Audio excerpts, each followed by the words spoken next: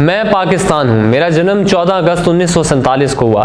एक माँ की तरह मेरी धरती माँ ने भी मेरे वजूद के लिए कई मुश्किलें सही, लेकिन मेरा जन्म हुआ तो चप्पा चप्पा खुशी से झूम उठा। हर ज़बान पर एक ही नारा बट गया हिंदुस्तान, बन गया पाकिस्तान। पाकिस्तान का मतलब क्या? ला इलाहा इल्लल्लाह। हर सू उम्मीद के दिए रोशन, हर आँख में सुनहरी मुस्तकबिल के ख्वाब। मुझे यकीन था मेरे ही नाम का सितारा जगमगाएगा। रास्ता साफ और मंजिल वाजिया थी। मेरा वजूद तस्लीम हो चुका था।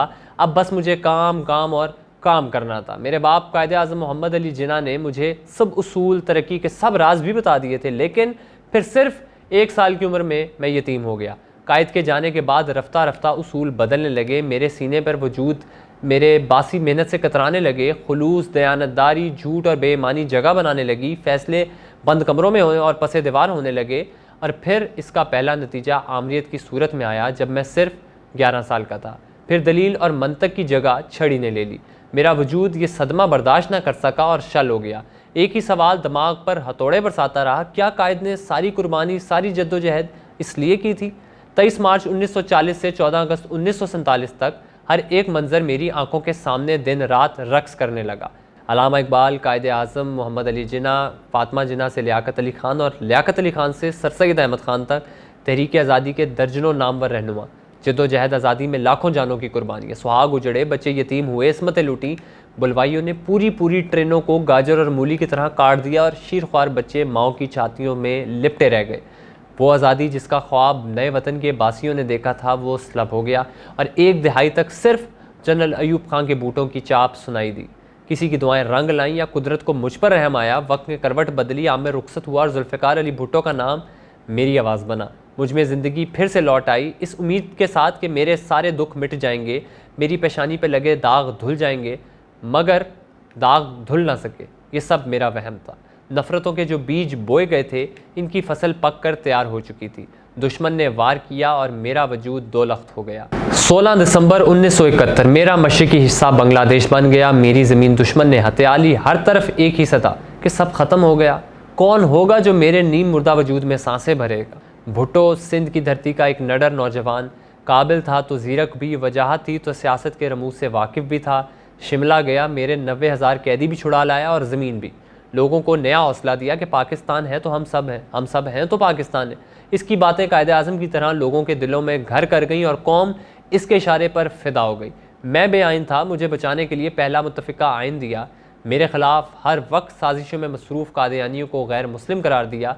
मेरी हिफाजत के लिए एटमी प्रोग्राम की बुनियाद रखी और मुस्लिम उम्मा को यकजा किया। अरबियों को तेल की दौलत का राज बताया। दुनिया से मेरी फिर से इज़्ज़त होने लगी। मेरे बासी हाथ में मेरे ही नाम का सब्ज़ पासपोर्ट और शनाख्ती कार्ड थामे देश देश जाने लगे। मेरे तन बदन में जान आ गई। मेरा गरीब अपना हक मांगने लगा। खेत खिलखिलाने लगे। किसान और मजदूर पेट भरकर खाने लगे। मुस्लिम उम्मा कह उठी, पाकिस्तान ही उम्मीदों का मरकज़े महवर है। मेरे चेहरे पर लाली आ गई। मैं तरक्की की सीढ़ियाँ दौड़ने लगा। बच्चे, बूढ़े, नौजवान सब खुशी से नाचने और गाने लगे। और फिर मेरी खुशियों को किसी की नज़र लग गई। ऐसा लगा जिसके नाम पर मेरा वजूद था वही मुझसे रूठ गया। मेरा मसीहा को फांसी पर चढ़ा दिया गया। मेरी तकदीर भी सो गई। इस दिन के बाद मेरा बुरा वक्त शुरू हुआ और आज तक ख़त्म होने का नाम नहीं ले रहा। ज़िया-उल हक़ का दौरे फ़ज़ाई हादसे की नज़र हुआ तो इसी भुट्टो की बेटी सियासत में आती है और एक निहत्ती लड़की मुस्लिम दुनिया की पहली वज़ीर आज़म बनती है। लेकिन जल्द इसका तख्त उल्टा दिया जाता है और नवाज शरीफ मुल्क की बागदौड़ संभाल लेता है। वक्त गुजरता रहा, हुकूमतें बनती और गिरती रहीं।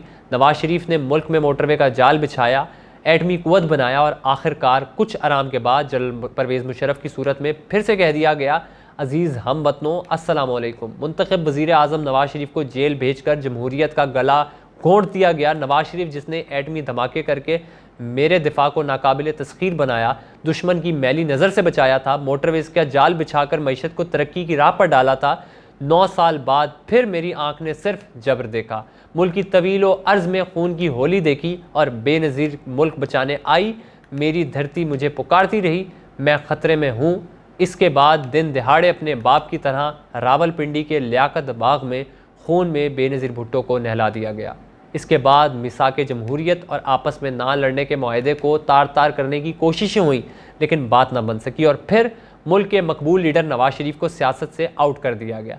अब की बार कप्तान आया, कप्तान जिसने मेरे माथे पर क्रिकेट वर्ल्ड कप का ताज सजाया था, पहला कैंसर अस्पताल बनाया था, वो आया तो सर पर बिठाया गया। नौजवान इसके दीवाने थे तो आवाम इससे उम्मीदें बांध कर बैठ गई थी, लेकिन फिर इसको अदम एतमाद जैसे आईनी हक के ज़रिए हटाया गया।